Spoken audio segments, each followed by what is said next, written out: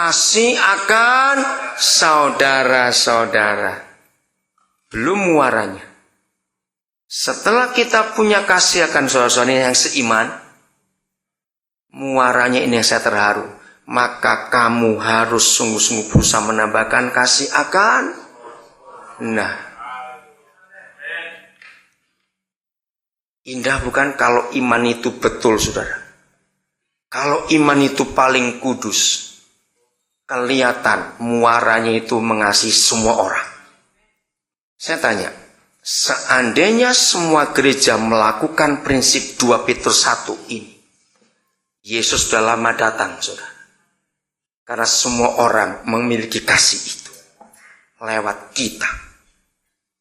Karena kita terlalu ngeroh. Kita lupa kalau kita masih ada di menginjak tanah. Kita nggak 5 cm di atas tanah. Amin, kata ini. Kita lupa. Nah, kalau kita masih menginjak tanah, berarti kita masih perlu isi perut. Ya, masih perlu isi perut. Nah, bagaimana caranya ini? Sekian puluh tahun kita sejak kenal Om Stup sampai hari ini. Kalau dipikir saudara Om Stup datang ke Indonesia itu tahun 63. Bayangkan. Lalu tahun 70-an kita mulai berkembang seperti ini. Sudah 40 tahun ini. Nggak main-main. Tapi kita terlalu banyak nggak imbang dalam hidup jemaat roh saja. Ayat terakhir. Kisah Rasul 20. Ayat 33 sampai 35. Nanti baca di rumah dari kisah perjumpaan Paulus, perpisahan Paulus dengan penatua-penatua di mana Efesus. Mengharukan sekali. Mulai 13 yang dibaca di rumah ya. Dan Paulus nggak pernah ketemu mereka lagi. Karena setelah itu dia jadi martir. Pasal 20 kisah Rasul ayat 33 sampai 35. Dan Paulus berkata begini kepada mereka, menasihatkan kepada para penatua di Efesus. Silakan dibaca salah seorang saudara. Ya.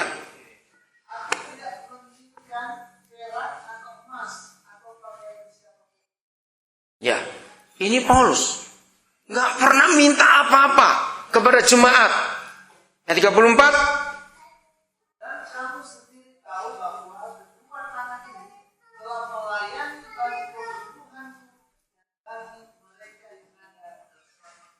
Kamu sendiri tahu bahwa dengan tanganku sendiri aku telah bekerja untuk memenuhi keperluanku dan keperluan kawan-kawan seperjalananku.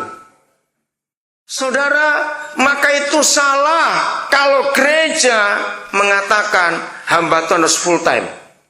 Tidak ada kata full time di Alkitab. Semua hamba Tuhan harus punya penghasilan sendiri. Ini Paulus. Saya kembali ke gereja Bali. Gereja Bali, saudara, itu satu-satunya gereja yang seluruh pendetanya tidak full time sampai hari ini. Kalau saudara ke Bali, saudara ketemu mereka. Semua gembala di gereja Bali punya bisnis. Rata-rata hotel, rumah makan, toko souvenir. Istri-istri gembala punya konveksi jahitan, punya rumah makan, punya salon. Saya tanya, Pak Wayan, mengapa gereja Bali ini beda dengan gereja yang lain? Dia begini, waktu gereja ini berdiri, itu masih zaman Belanda. Bahkan sampai hari ini, begitu orang Bali jadi Kristen, langsung miskin, saudara. Kenapa? Karena keluar dari sistem masyarakat. Tahu kata subak?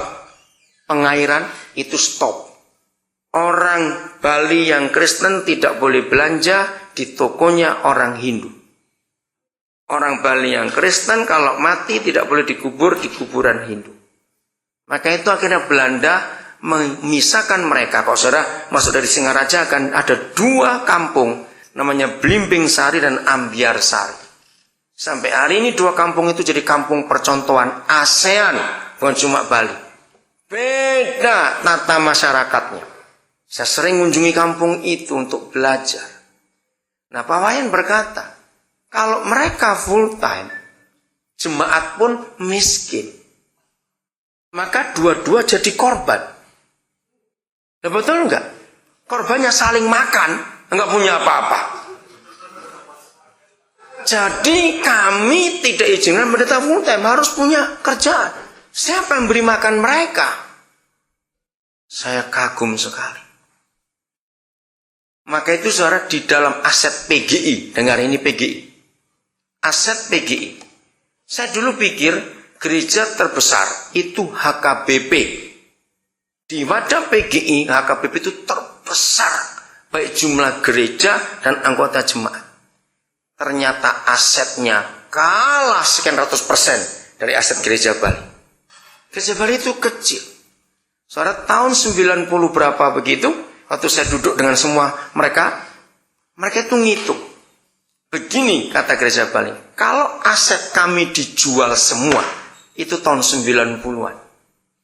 Maka setiap anggota jemaat gereja Bali itu dapat hampir 100 juta rupiah. Itu tahun 90-an. Sekarang gereja Bali, bukan sekarang, sudah sejak awal menjadi gereja yang terkaya di Indonesia. Karena pendetanya nggak ada yang full time. Punya bisnis semua.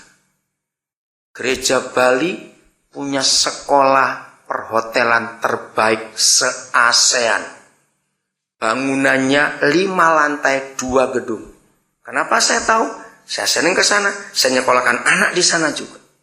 Gereja Bali punya sekolah politeknik terbagus di Bali. Gereja Bali punya perusahaan catering, namanya Tata Jasa Boga Marga. Hampir semua penerbangan internasional catering dari dia. Hotel-hotel dikelola secara profesional. Gereja Bali punya aset sawah yang ribuan hektar, saudara. Kalau saudara ke Denpasar, di Pantai Kuta ada satu hotel namanya Dianepura. Hotel besar, luasnya 3 hektar, itu milik gereja Bali.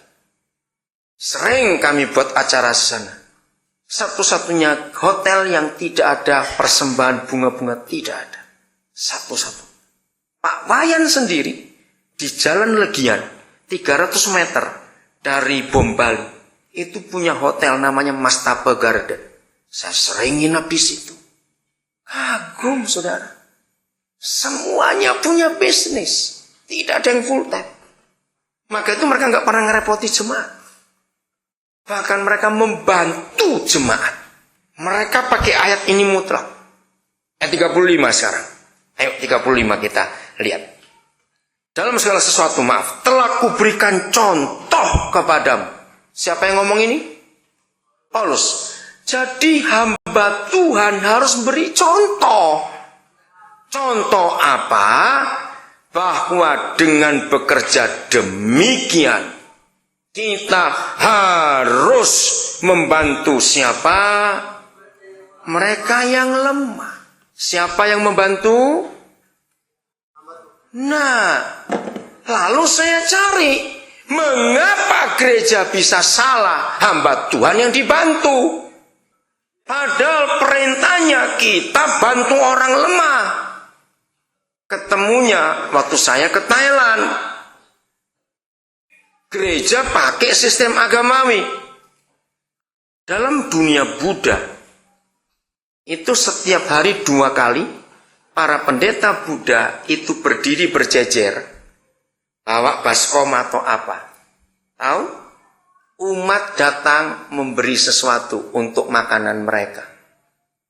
Ternyata gereja pakai cara ini. Hamba Tuhan harus dibantu karena mereka pelayan Tuhan. Itu nggak baca Alkitab. Nah itu dia. Kalau baca Alkitab ini yang benar, kita yang harus bantu. Bukan kita dibantu, saudara. Semua agama di dunia punya rohaniawan. Betul? Punya apa namanya itu? Biara-biara. Punya pertapaan-pertapaan. Semua agama di dunia. Tapi Kristen tidak. Sebab Yesus menyuruh kita pergi ke dunia. Jangan menyendiri. Ngapain bertapa di sana jauh-jauh?